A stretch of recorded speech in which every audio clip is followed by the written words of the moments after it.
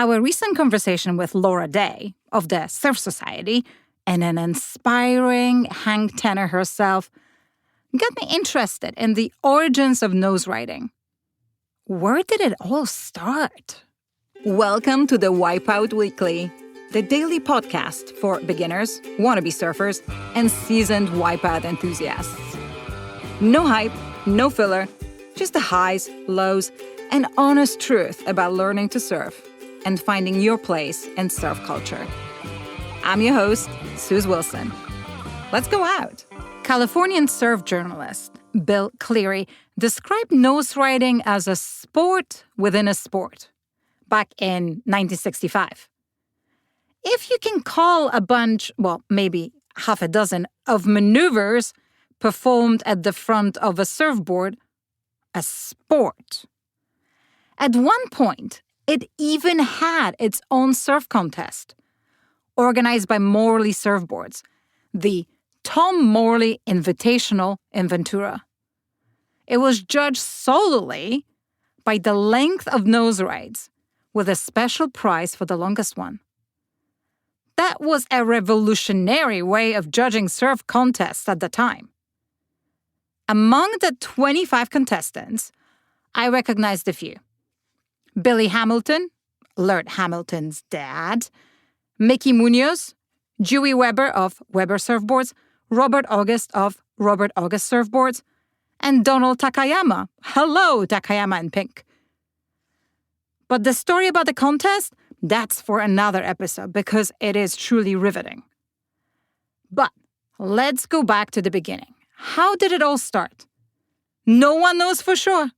It was either Rabbit Kekai, who pioneered riding the nose in the 1940s in Waikiki on a finless board, or Dale Velzy, who hung 5 in 1951 at Manhattan Beach. And how does nose riding even work, like physically? No one knows for sure. It could be that the falling curl anchors the tail of the board, working like a counterweight, or it might be that water flowing upward along the wave face presses against the underside of the nose, creating a cushion of support. Among nose riding positions, you've probably heard of the cheater 5, hang 5, and hang 10.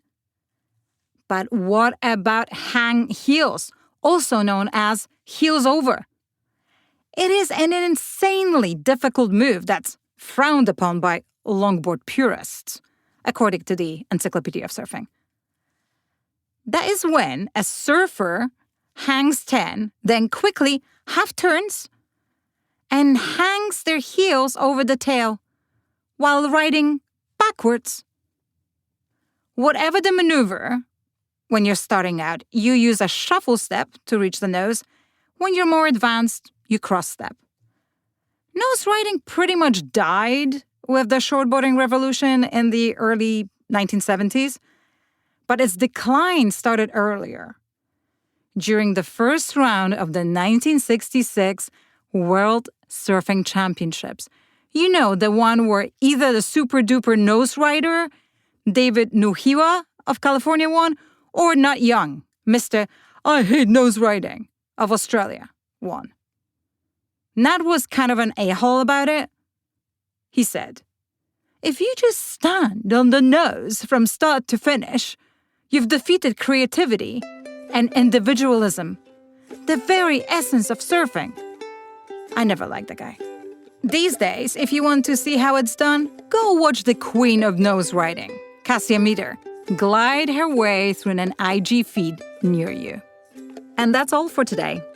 Check out the Wipeout Weekly for our free newsletter, more stories and ways to connect with us. Thanks for listening. See you tomorrow for more of the Wipeout Weekly.